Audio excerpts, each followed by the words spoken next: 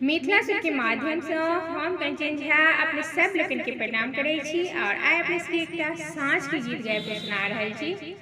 आशा है जे अपने सब लोगन के गीत नीक लागत तो लाइक करब, शेयर करब, जे केओ सब्सक्राइब नहीं केने छी सब्सक्राइब कर देब, संगे बेल आइकन के दबानाइ नहीं बिसरब। जय मिथिला, जय मैथिली। सुनू ई गीत।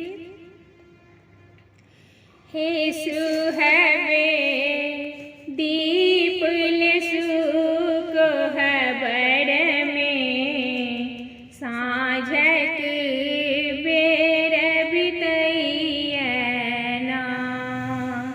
हे सुहबे दीपल सुकोहबर में साँझक बेर बितैया ना। साँझक बेर बितैया ना।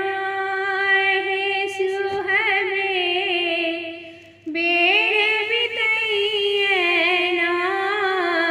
हे सुहबे दीपल सुकोहबर में साँझक बेर बितैया ना। काठी के दीप कथिए सुत बाती। काठी के दीप कथिए सुत बाती। काठी के तेल जरब हे सुहबे।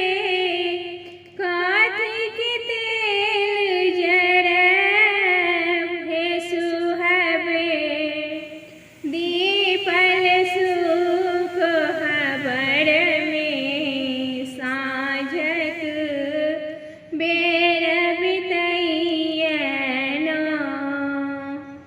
माटी के दीप पट सुत बाती।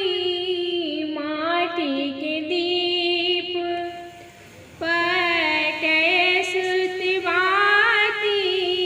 सरसों के तेल जरब हे सुहबे।